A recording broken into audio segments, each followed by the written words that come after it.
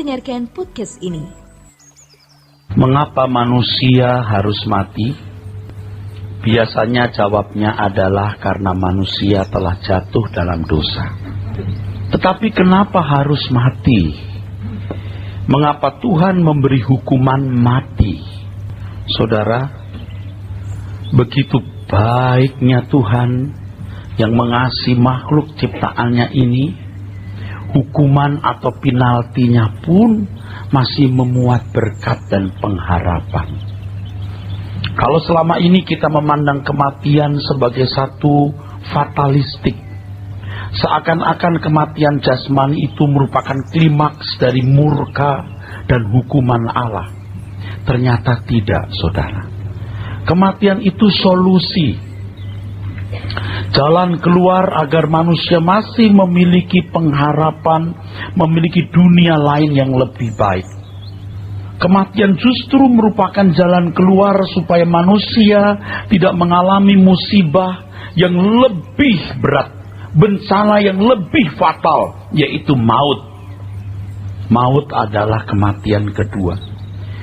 Ketika manusia terpisah dari Allah untuk selama-lamanya, itu yang mengerikan. Di dalam Kejadian pasal 3 ayat 22, di sana kita menemukan satu pernyataan. Sesungguhnya manusia itu telah menjadi seperti salah satu dari kita, tahu tentang yang baik dan yang jahat.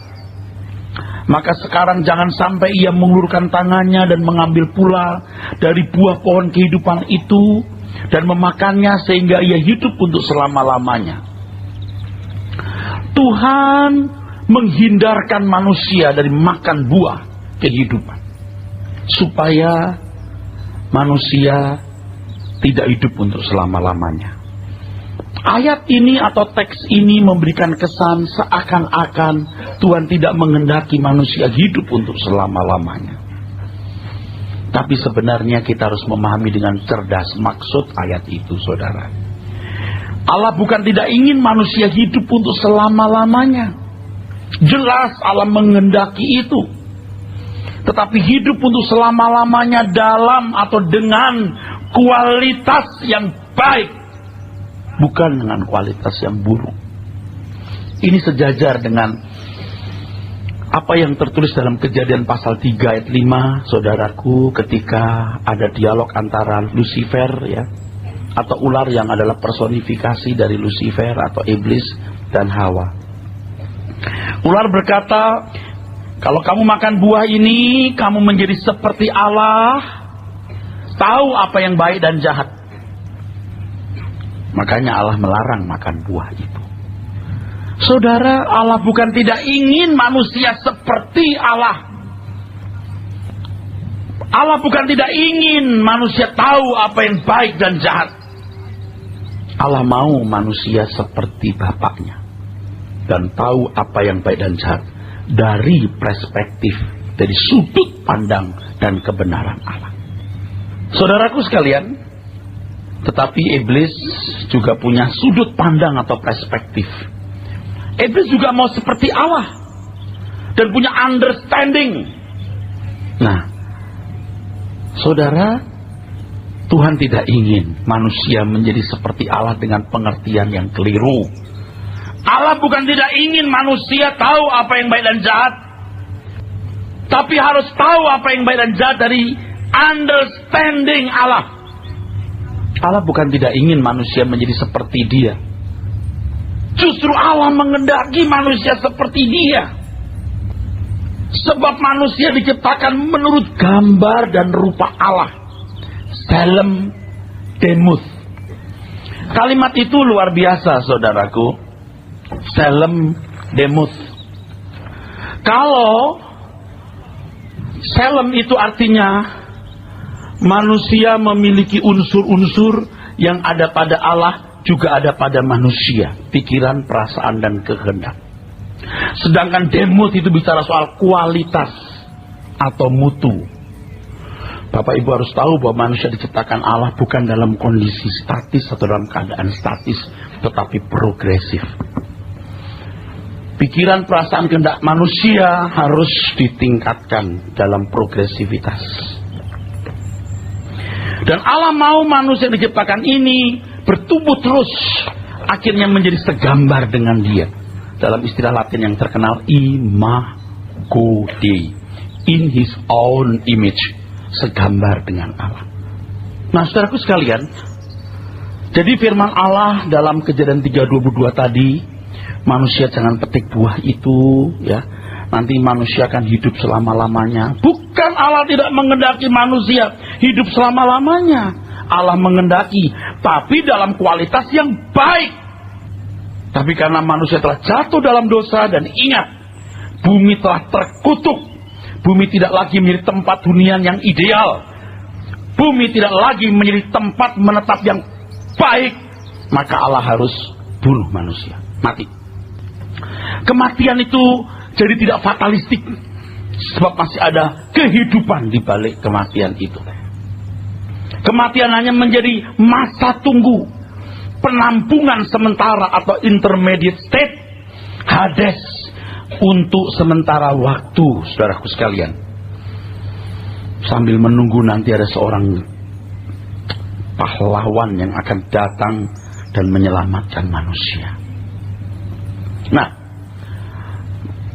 saya akan menjelaskan hal yang mungkin agak rumit, tetapi saya tidak bisa menghindarinya karena hal ini harus saya kemukakan. Dan apa yang tadi saya jelaskan sebenarnya sudah saya kemukakan hanya sebagai apersepsi. Itu dalam dunia didaktik begitu. Ini apersepsi. Saya sudah memberitahu kepada saudara-saudara sekalian. Nah, sekarang yang kita mau persoalkan adalah apa sih yang dimaksud dengan pohon kehidupan? Kenapa tidak boleh dimakan? Apa itu pohon kehidupan? Ya. Saudara sekalian, di taman itu Allah menaruh 2 pohon, saudaraku. Ya, Allah menaruh 2 pohon. Yang pertama, pohon pengetahuan yang baik dan jahat, ya. Dan yang kedua adalah pohon kehidupan. Oke. Saya mengajak saudara memahami ini bukan dengan kacamata anak sekolah minggu, atau kacamata mistis, atau kacamata irasional, tidak logis, sehingga menjadi semacam legenda. Agama-agama di dunia banyak yang lahir dari legenda, saudara. Ya, kekristenan tidak boleh begitu. Harus logik, harus rasional, natural. Pohon ini tidak boleh dipahami sebagai pohon physically. Ini simbolisme, ini symbolize, ini penggambaran saja, bukan physically pohon. Sebab ada banyak buah-buahan yang baik untuk dimakan. Tidak boleh ini pohon dianggap sebagai pohon physically yang dimakan cepret, gelek, lalu matanya jreng terbuka. Itu mitos, itu legenda. Tidak mungkin begitu. Kalau buah dimakan jebret, perut kenyang, bukan mata terbuka. Nangkap saudara? Ini pasti menunjuk konsumsi jiwa. Ini konsumsi jiwa. Jadi Adam dan Hawa itu, saudaraku, menghadapi pergumulan apakah makan buah kehidupan atau buah pengetahuan tentang yang baik dan jahat. Nah, kalau Bapak Ibu masih mau jadi anak sekolah minggu, ya silahkan. Saya sih tidak maksa, ya berpikirlah seperti anak sekolah minggu seperti kemarin-kemarin itu.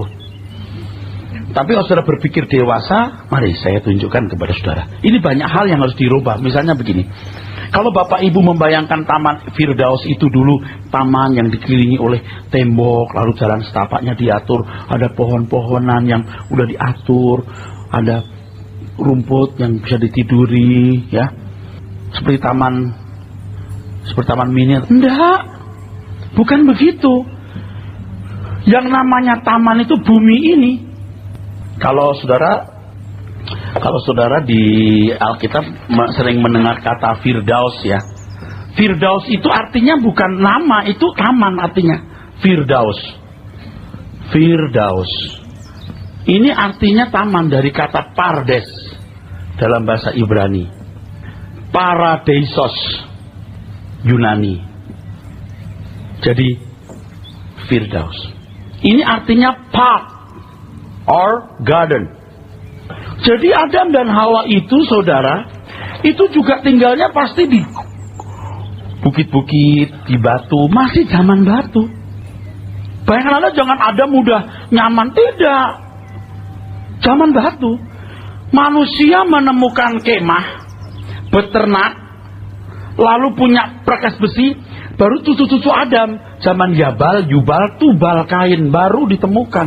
Jadi sebelum itu pasti mereka itu tinggal di bumi ini. Dengan kondisi yang sangat terbatas, minim, saudara-saudara. Ya. Pengertiannya harus benar dulu, saudara. Nah, manusia menghadapi kemungkinan apakah dia makan pohon pengetahuan yang baik dan jahat atau pohon kehidupan. Ini simbolis. Manusia sebenarnya menghadapi kenyataan apakah dia dipimpin roh Allah atau roh yang lain. Nah,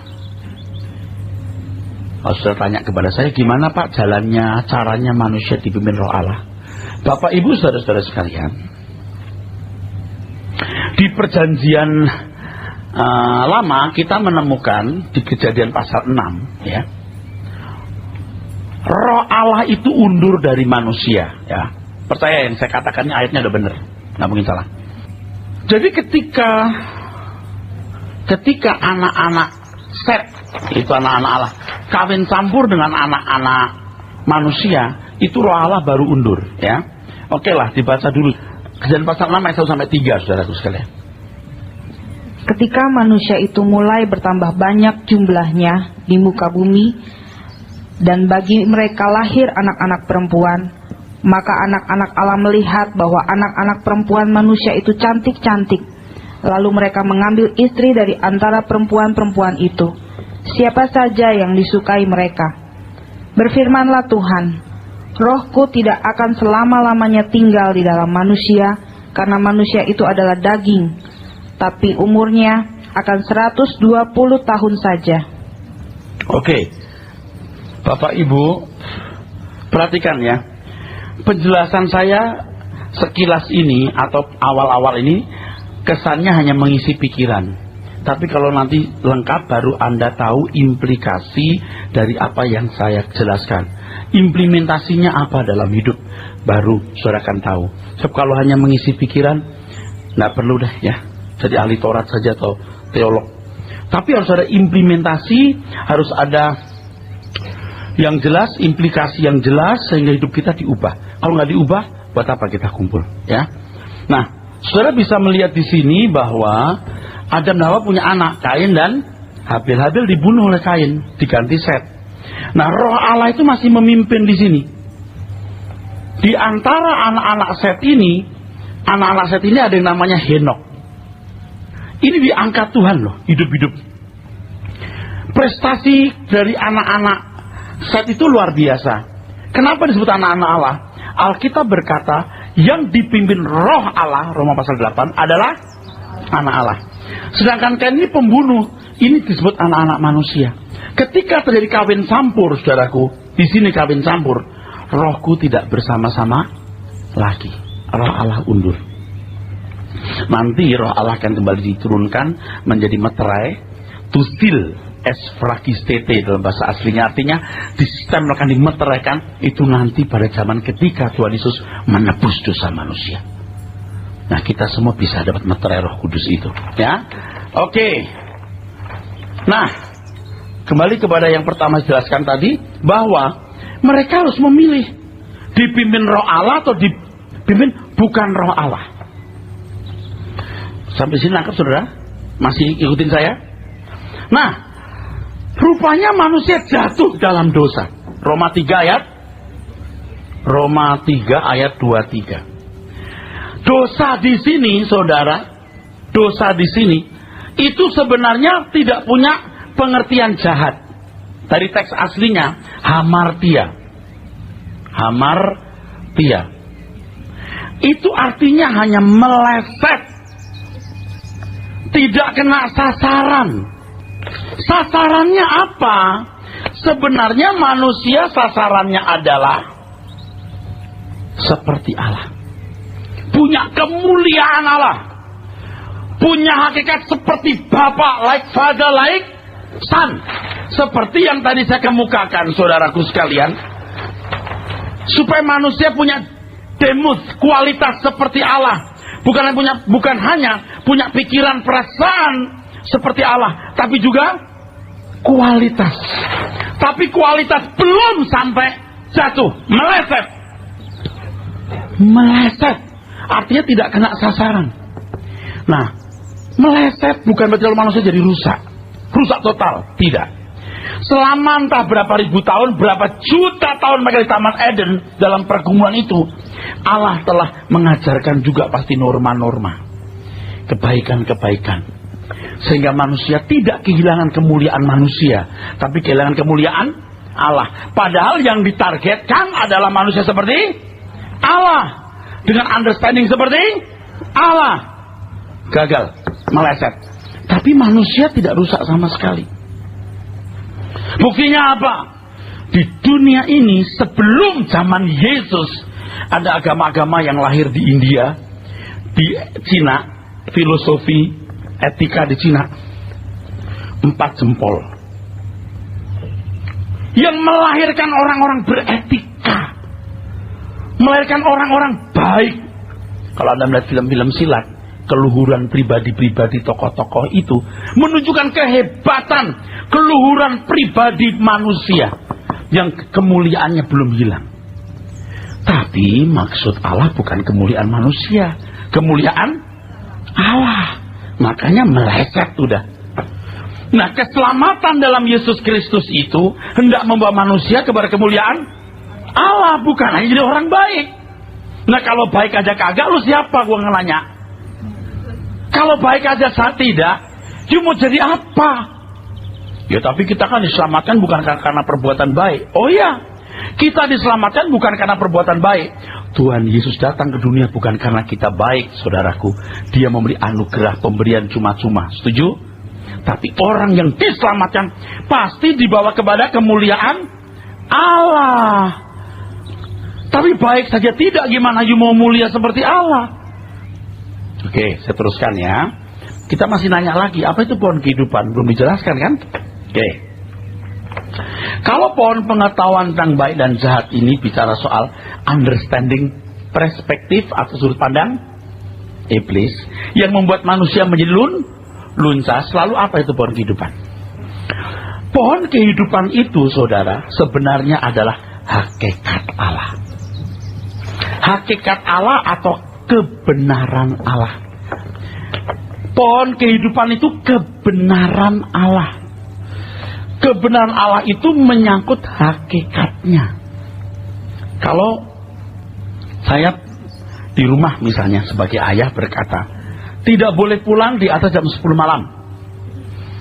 Kalau keluar rumah lewat pintu pagar dikunci baru jalan. Kalau keluar kamar mandi matikan listrik, itu hukum bukan? Betul hukum? Hukum. Hukum-hukum itu mau tidak mau pasti lahir dari filosofi saya, kebijakan saya, kecerdasan saya, dan pertimbangan-pertimbangan saya. Betul saudara? Oke. Tapi hukum-hukum itu belum mewakili hakikat saya. Banyak kasus yang lain yang bisa terjadi. Betul? Bukan hanya kasus pintu gerbang ditutup, bukan hanya kasus pulang malam, bukan hanya kasus kamar mandi. Tapi banyak kasus. Nangkap maksudnya? Nah, Allah itu menghendaki kita bukan hanya tahu hukumnya. Sebab hukum belum mewakili hakikat Allah. Maunya Tuhan itu apa? Nah, kekristenan itu membawa kita kembali kepada pengertian akan hakikat Allah yang gagal dilakukan oleh Adam, tapi berhasil dilakukan oleh Tuhan Yesus. Tuhan berkata, makananku adalah melakukan kehendak Bapa dan menyelesaikan pekerjaannya, bukan hanya melakukan hukum, tapi apa yang Allah maui. Everything He wants. Apa yang Dia mau. So, harus kenal hakikat Allah. Itu maksudnya. Nah, pohon kehidupan itu begitu. Memuat hakikat Allah. Masalahnya, kok nggak boleh dimakan? Kok nggak boleh dikonsumsi? Kita harus tahu jawabnya yang selogis-logisnya. Jangan mitos. Natural nggak yang saya ngomong ini? Sangat logik. Kalau Bapak Ibu mau verifikasi lebih dalam bahwa betul-betul pohon itu tidak menunjuk makanan fisik, itu di 2 Korintus 11. Baca deh. Saya selalu akan mengulang-ulang ini sampai Bapak Ibu jadi cerdas. So mengerti apa itu kekristenan. Silakan Pak. Ibu, 2 Korintus 11 ayat 2 dan 3. Sebab aku cemburu kepada kamu dengan cemburu ilahi, karena aku telah mempertunangkan kamu kepada satu laki-laki untuk membawa kamu sebagai perawan suci kepada Kristus. Tetapi aku takut kalau pikiran kamu disesatkan dari kesetiaan kamu yang sejati kepada Kristus, sama seperti Hawa diperdaya oleh ular itu dengan kelicikannya. Tidak mungkin penyesatan itu bisa terjadi atau berlangsung secara instan. Tidak mungkin, betul? Pasti lewat sebuah proses panjang penyesatan pikiran. Dan tidak mungkin hanya makan buah berarti memberontak, tidak makan berarti taat. Tidak sesederhana itu, mohon mengerti. Pasti lewat proses panjang, saudaraku sekalian. Nah, kenapa Allah larang manusia makan buah itu? Oke. Memang tidak secara eksplisit ditulis dalam Alkitab, tetapi kalau saudara memahami secara komprehensif seluruh penjelasan yang saya kemukakan dalam banyak pertemuan kemarin, Anda lengkap. Tapi kalau hanya hari ini mungkin Anda masih tanya-tanya, dengarkan CD khotbah saya supaya ada frame yang lengkap. Tahu frame? Kalau film itu kan ada frame-frame digabung jadi film. Harus ada kerangka yang lengkap, ada frame-frame yang jelas. Oke. Saudaraku sekalian, iblis itu tahu hakikat Allah, tahu. Tetapi tahu bukan untuk menuruti, tahu bukan untuk dilakukan, tahu bukan untuk memuaskan hati Allah, tahu untuk melawan. Di dalam diri Allah itu ada rule, ada hukum. Rule. Setiap kita pasti punya rule, hukum dalam diri kita. Ada prinsip-prinsip. Dan rule hukum seseorang pasti tergantung dari pendidikan, lingkungan, keluarga, dan apa yang paling diserap dari lingkungan. Allah punya rule, hukum, sistem. Ini hakikat Allah. Iblis melihat. Di dalam hakikatnya itu, iblis menemukan celah untuk bisa melawan dia. Kalau aku memberontak, aku mau seperti dia, aku tidak akan terbukti berbuat salah. Kenapa? Karena tidak ada pembuktian. Dalam bahasa hukumnya nggak ada corpus delicti. Corpus delicti. Latinnya corpus delicti. Delicti. Corpus delicti itu artinya fakta yang membuktikan adanya kejahatan atau kesalahan dilakukan. Kalau ini jalan, saya naik, masuk. Salah nggak? Enggak. Tapi begitu ada forbidden di depannya, salah nggak masuk sini? Nah, forbidden itu adalah corpus delicti. Alkitab mengatakan di mana tidak ada hukum Taurat, tidak ada kesalahan. Dengan adanya hukum Taurat, maka ada kesalahan. Nah, hukum Taurat itu corpus delicti. Iblis tahu Allah nggak bisa menyalahkan dia, sebab nggak ada corpus delicti. Nah, saudaraku sekalian, manusia diciptakan itu sebenarnya pada dasarnya harus menjadi corpus delictinya. Ketika manusia taat progresif sampai tingkat ketaatan tak bersyarat, ya, unconditional, ya, sampai tidak bersyarat, unconditional submission, sampai tingkat kepatuhan yang mutlak, total submission. Ini iblis terbukti salah, jadi corpus delictinya. Tapi belum, udah meleset. Bukan jadi jahat kayak binatang, enggak. Kemuliaan manusia ada, tapi enggak mencapai kemuliaan Allah. Itu cukup membuat iblis tidak terbukti. Siapa nanti yang bisa membuktikan iblis kalah? Tuhan Yesus yang taat sampai mati, bahkan mati 3 kali. Tuhan Yesuslah corpus delictinya. Dan setiap orang percaya juga harus menjadi corpus delicti. Maka Tuhan berkata, seperti aku menang, kamu harus menang. Menangnya di mana? Taat dengan total submission, dengan unconditional submission. Itu maksudnya. Nah, kalau sekarang dikit-dikit orang berkata kamu umat pemenang, itu menyesatkan. Dia belum apa-apa kok bilang menang. Itu bodoh dan ngawur, saudaraku. Anda bisa ngerti maksud saya? Salah! Itu menyesatkan, saudaraku. Ini dari corpus delictinya. Nah, manusia itu didesain untuk, kenapa tidak boleh makan buah ini? Belum. Kalau watakmu belum benar, lewat Injil, penebusan, kamu bahaya. Nanti kamu kayak setan. Hidup terus tapi gak punya pengharapan. Mati saja. Tetapi Tuhan masih akan menghakimi menurut perbuatan.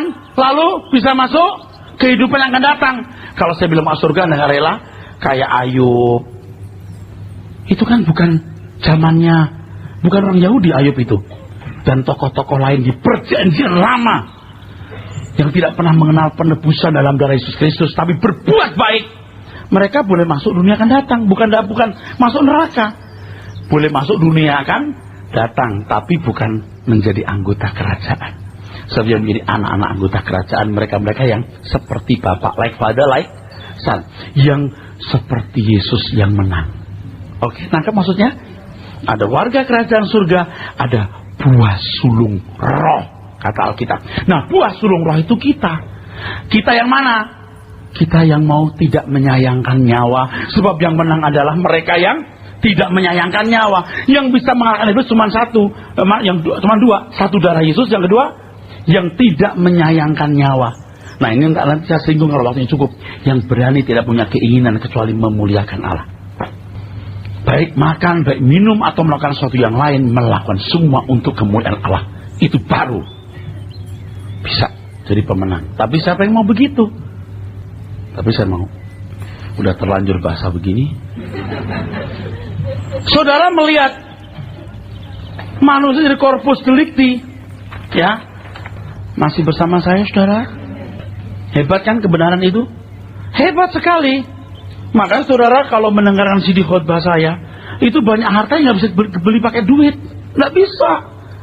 Luar biasa kebenaran itu. Bukan saya mengatakan saya paling benar atau saya paling sempurna, enggak. Tapi saya kagum terhadap kebenaran firman Tuhan ini, saudaraku sekalian. Nah, ketika Lucifer memberontak, dia tidak mungkin tanpa alasan. Tidak mungkin gak ada triggernya. Dia tahu peluang ini. Dia lihat celah untuk pemenangan tersebut, saudaraku. Nangkep, saudara? Selama ini kan bayangan kita Lucifer itu jahat gitu, bawa orang ke neraka gitu. Padahal tidak.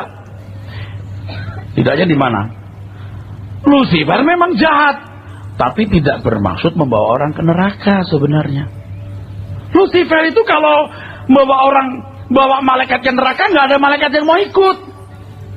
Lucifer nggak mimpi punya neraka, nggak mau dia. Memang dia mau mengambil tahta Allah supaya dia bisa menguasai surga dan menjanjikan para malaikat yang dihasutnya untuk menguasai surga. Kalau seandainya manusia sudah ada pada waktu itu, dia juga menjanjikan surga kepada kita. Surga yang mana, Pak? Ya surganya Allah Bapa. Cuman bedanya itu surga kepala pemerintahnya dia, itu maksudnya. Halo? Nangkep maksudnya? Jangan marah dulu dong, mosok Lucifer gak jahat. Jahat. Mosok gak bawa ke surga, bawa ke surga. Pada mulanya memang tidak bermaksud membawa malaikat atau siapapun yang mau dihasutnya ke neraka. Tidak. Mau dibawanya ke surga. Surga yang mana, Pak? Ya surganya Allah Bapa. Cuman kepala pemerintahannya kunyuk sialan ini. Cuman dia gagal, Pak. Dia gagal. Surga itu gagal. Gagal dikalahkan oleh siapa? Tuhan Yesus. Jadi gagal ya. Jadi gagal ya, saudara. Di surga dia gagal, dia dibuang ke bumi. Nah, sekarang Lucifer nggak punya surga. Surga abadi nggak punya. Tapi masih punya surga sementara. Bumi ini. Bumi ini, Pak. Ini surganya dia. Nangkep maksudnya? Makanya dia berkata, kamu mau kuberikan dunia padamu kalau kau sembah aku. Nah, Tuhan Yesus ngajarin kita. Begitu datang ke dunia, dia berkata, kumpulkan harta di surga, bukan di bumi. Paham nggak? Dunia bukan rumahmu. You are not of the world. Kamu bukan di dunia ini. Nah, tapi berapa banyak orang Kristen yang nurut? Karena sulit sekali orang ngerti. Banyak orang berpikir bahwa dunia ini seakan-akan satu-satunya dunia yang dimiliki dan dinikmati. Justru dunia ini bukan rumah kita. Mau sepotong, silakan. Tapi Tuhan berkata, kamu tidak bisa mengabdi kepada dua Tuhan. Kenapa orang sulit banget sih, Pak, mikir begitu? Karena yang Anda lihat rata-rata memandang dunia ini seakan-akan satu-satunya dunia yang dia miliki dan dinikmati. Dan gaya hidupnya dikalimatkan oleh Paulus dalam 1 Korintus 15 ayat 32. Marilah kita makan minum sebab besok kita mati. Padahal bumi ini sudah terlaknat. Suatu hari nanti akan jadi lautan api. Pasti. Ini udah terkutuk, Pak. Tuhan akan siapkan langit baru, bumi baru. Sonono. Mau enggak? Enggak mau, terserah. Itu yang jadi masalah, saudaraku. Betapa sulitnya mengajak orang untuk menyadari bahwa hidup di bumi ini hanya sebuah persiapan. Gereja harus bersuara tegas. The world is not our own home. Dunia bukan rumah kita, saudaraku sekalian. Jadi kalau kita hidup, saudaraku, misalnya saudara hidup di sini, ini kuburan. Kita itu hidup bukan untuk di dunia ini. Kita ini hanya persiapan untuk ke sini, kekekalan. Unlimited, tak terhingga. Tapi saudara udah biasa berpikir duniawi, susah ngerubahnya. Tapi tetap saya hajar terus sampai Anda mau berubah atau mau masuk neraka. Pak Pendeta khotbahnya nggak down to earth, nggak mendarat. Utakmu itu utak duniawi, binasa nanti. Amin, saudara. Dan marah-marah dong, Pak. Bukan marah, gusar, krisis. Aduh saudara, kita ini kan udah dipatok bakal mati. Tiap detik itu udah jalan terus itu argo kematian kita. Tek itu argonya jalan terus. Nah, kok orang nggak memahami loh, saudaraku, ya? Banyak orang Kristen masih memiliki cara hidup seperti ini, yaitu marilah kita makan minum sebab besok kita mati. Banyak orang Kristen dengan cara hidup seperti itu tapi merasa sejahtera, tidak merasa bersalah. Sebab mereka memiliki kehidupan yang ada plus maksud saya. Mereka merasa ada plusnya. Plusnya apa? Ke gereja. Apalagi udah melayani Tuhan. Waduh, udah rasanya pede bener. Melayani itu apa? Ke gereja? Bukan. Jadi aktivis? Enggak. Menyenangkan Tuhan. Apa yang dia ingini kita lakukan itu namanya melayani Tuhan. Amin ya saudara. Apa yang dia ingini kita lakukan itu namanya melayani. Bagaimana bisa mengerti itu? Kalau kita mengenal hakikat Tuhan. Oh, tidak memburu, tidak berzina, tidak mencuri. Itu masih gampang. Tapi kalau bersikap pada orang yang tulus, murni, siapa yang bisa baca? Allah yang bisa baca. Saudaraku sekalian, plusnya ini adalah mereka bergereja, di dalamnya termasuk memuji menyembah Tuhan. Kalau kita memuji menyembah Tuhan, maka Tuhan disenangkan. Oh, amin. Itu kalau kamu memuji menyembah Tuhan dengan hati yang benar, karena tiap hari hidupmu benar. Tapi kalau tidak, pujian menyembahmu memuakkan. Engkau baik Tuhan, luar biasa. Tidak ada yang buruk kecuali yang terbaik yang kupersembahkan. Bohong. Itu kan nipu-nipu tuh namanya, saudaraku. Halo? Engkaulah kesenanganku. Ya keluar dari gereja juga kesenanganmu, kendaraan, merek jam. Gitu kok ngebohongin Tuhan loh, saudara. Bukan gak boleh punya jam bagus, mobil bagus. Jangan jadi kesenangan. Jangan kampungan deh. Jaga kehormatan anak Allah. Begitu aja lu bangga. Kampungan kamu. Norak itu. Saudaraku sekalian, plusnya itu dianggap telah membuat mereka berbeda dengan dunia ini. Merasa sudah tidak jadi pengikut Lucifer. Dengan cara hidup ini mereka berpikir sudah beribadah kepada Tuhan. Padahal ibadah yang sejati itu apa? Mempersembahkan tubuh sebagai korban yang hidup, kudus dan yang berkenan.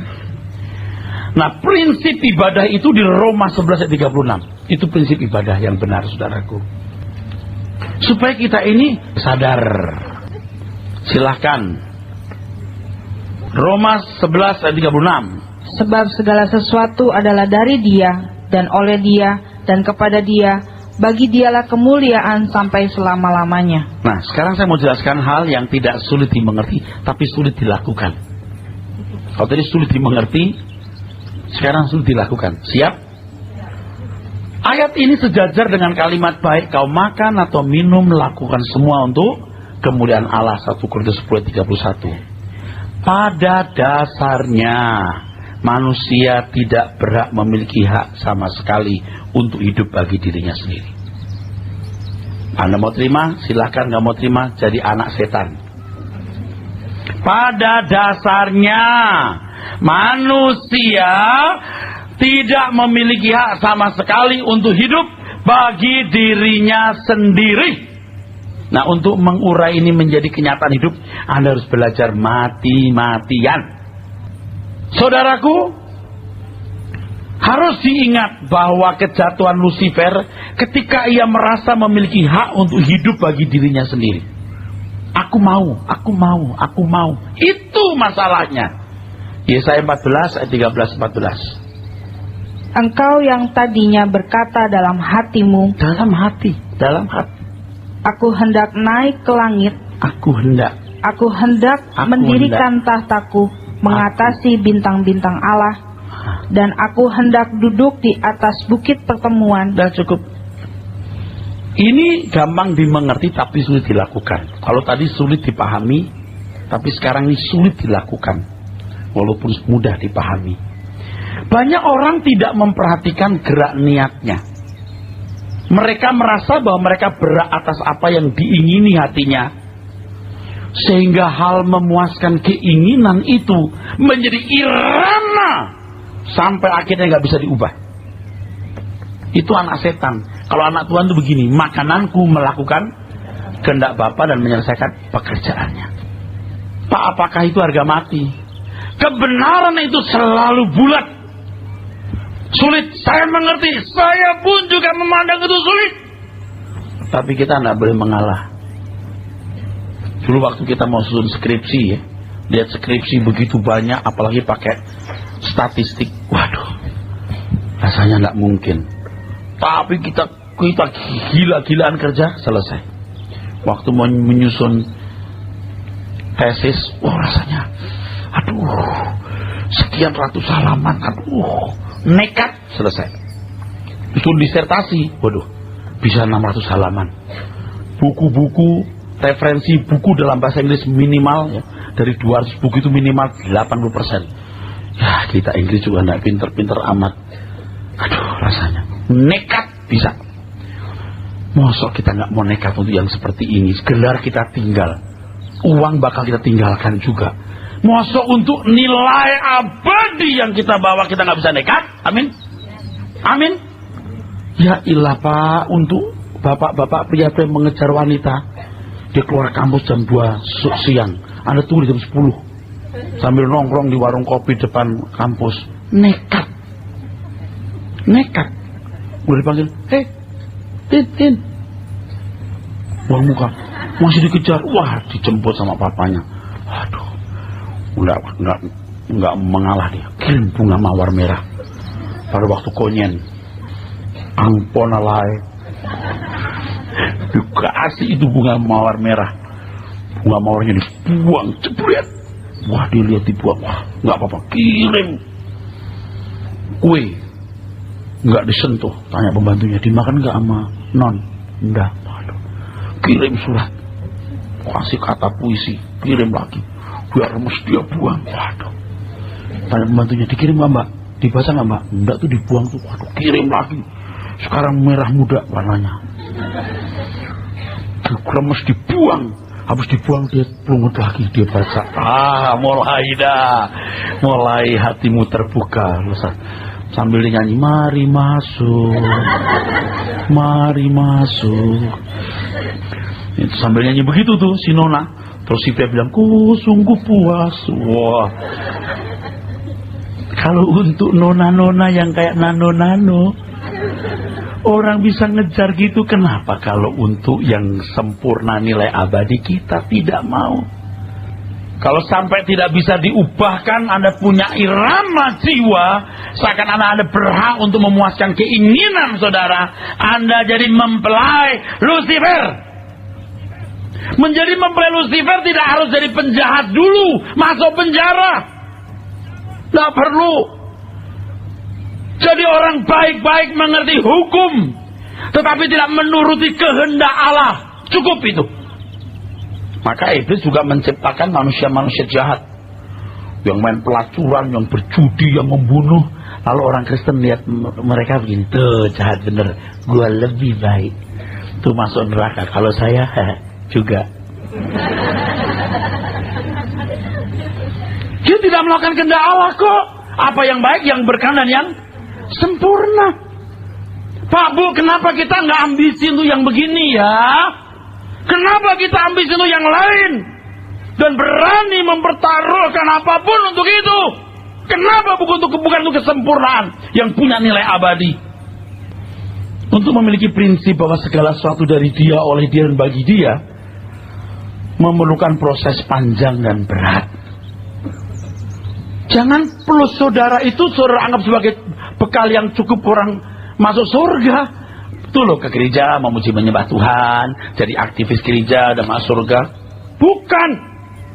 Seringkali hal itu malah menjadi tempat persembunyian niat. Ke gereja ya, memuji menyembah Tuhan atau jadi pendeta bahkan, itu untuk menyembunyikan niat. Niat. Banyak niat di sini. Anda bisa ngerti maksud saya?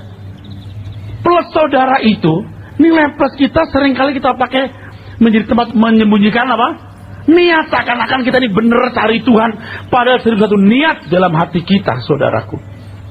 Banyak orang Kristen merasa sudah puas dengan kualitas kehidupan yang dianggapnya lebih tinggi dari orang lain. Sudah memuji menyembah Tuhan, mengambil bagian dalam pelayanan.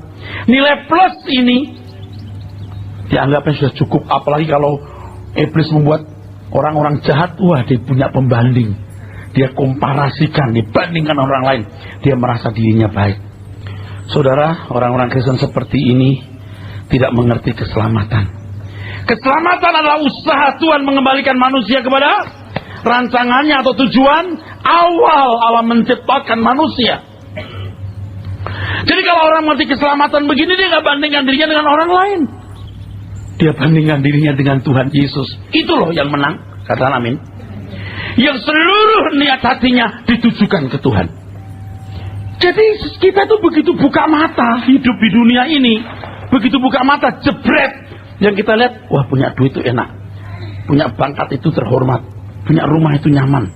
Punya mobil mewah itu prestis. Ya aku juga mau begitu. Jadi anak setan ini. Anak setan pokoknya. Emangnya salah Pak punya rumah? Oh enggak. Punya mobil bagus salah Pak? Enggak, saya nggak bilang begitu. Masalahnya begini.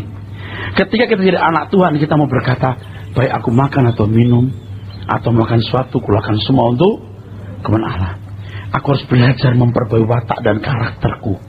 Aku harus menyelamatkan diriku dari api kekal. Ini yang namanya mengasihi diri sendiri, supaya dia bisa mengasihi orang. Baik, kasihlah sama manusia seperti kamu mengasihi dirimu sendiri. Kasih dirimu sendiri, selamatkan dirimu. Belajar kebenaran, bertobat. Kalau sudah begitu pasti dia akan membuat orang lain juga, ayo kita selamat. Nah supaya ini semua bisa lancar, aku harus sekolah, aku harus berkarir, aku harus punya duit, aku harus sehat, aku nggak bisa jadi beban bagi orang lain. Baru jadi kau baik makan atau minum, lakukan semua untuk kemuliaan Allah. Beri tepuk tangan. Jadi kalau ada anak-anak kamu nggak sekolah dengan rajin, kamu nggak karep menyenangkan Tuhan. Kamu kurang ajar. Bukan hanya kurang ajar kepada orang tua, nak. Papa mama yang banting curang cari uang untuk kamu, tapi juga kamu kurang ajar kepada Tuhan. Sebab Tuhan ciptakan kamu supaya kamu sekolah rajin, supaya kamu ranking, punya keahlian, punya ekspertisi, dicari orang, dibutuhkan orang, punya duit, sehat, berguna, baru kamu berguna untuk kemuliaan Tuhan juga. Boleh punya mobil, rumah, jam tangan bagus, silakan. Kalau itu bagianmu boleh, tapi jangan melakukan itu untuk nilai diri. Anak setan itu. Awas nih, saya udah ngomong gini nggak berubah loh. Awas loh. Masih amin nggak ya? Keselamatan usaha Tuhan mengembalikan manusia kepada rancangannya. Karena tidak ada target. Ngerti nggak saudara?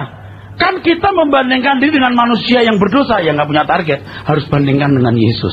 Aku mau menjadi seperti dia. Aduh, aku masih jauh. Dia punya target. Kalau nggak punya target, yang ditarget itu perkara dunia. Tahun ini saya mau ganti mobil, 2 tahun lagi saya punya rumah pribadi. Saya punya cita-cita punya ranch di Perth. Aduh, aku pengen beli apartemen di Sydney. Bukan, nggak boleh. Akhirnya yang ada targetnya hanya pemenuhan kebutuhan jasmani, yang kadang-kadang itu nilai diri dan citra diri. Mengerti saudara? Oh, saya punya villa di London. Waduh, nilainya luar biasa ya. Bukan, nggak boleh. Kalau itu nilai dirimu, kamu hidup untuk dirimu sendiri. Lucifer itu begitu loh. Yuk, jadi anak Lucifer nggak harus masuk penjara jadi penjahat. Niatmu kau puaskan, itu sudah cukup kamu jadi anak Lucifer. Karena tidak ada target rohani, maka yang mereka targetkan adalah pemenuhan kebutuhan jasmani, keinginan daging, keinginan mata, keangkuhan hidup. 1 Yohanes 2, 15-17 itu bukan berasal dari Allah. Mereka berurusan dengan Tuhan pun karena target-target itu, supaya bisa meraihnya di kompetisi berat marketplace, di tengah-tengah persaingan dengan anak dunia. Perlu Tuhan yang dahsyat, yang luar biasa. Nah, akhirnya berurusan dengan Tuhan pun karena target-target itu. Dan betapa celakanya kalau gereja dengan pelayan-pelayannya melegalisir niat-niat tersebut. Bahkan justru merangsang jemaat untuk mengembangkan hal tersebut. Jangan khawatir. Mujizat setiap hari. Yakin. Yakin apa?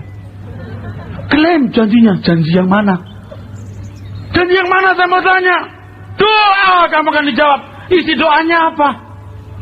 Nggak ngerti hakikat Allah ini. Orang tua yang baik saja tidak selalu memenuhi keinginan anak. Setuju? Setan memberi apa yang kamu minta, tapi Allah memberi apa yang terbaik menurut dia. Mobil yang mana? Setan, silahkan situ. Dalam nama Yesus. Jadi mana kebenaran firman yang mendukung itu? Klaim janjinya dia akan menyertai.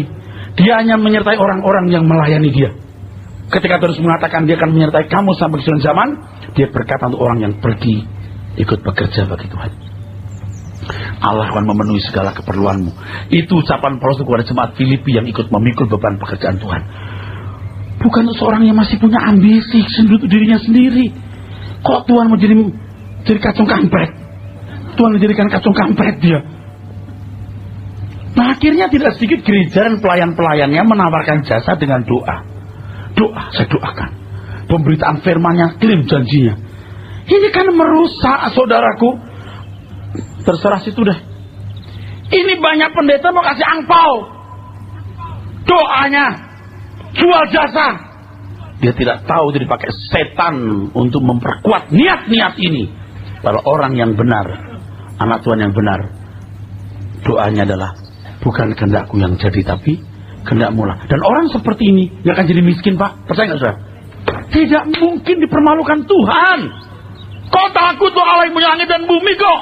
Orang kafir tanpa Tuhan bisa kaya, bisa makmur secara fisik. Kok Anda takut?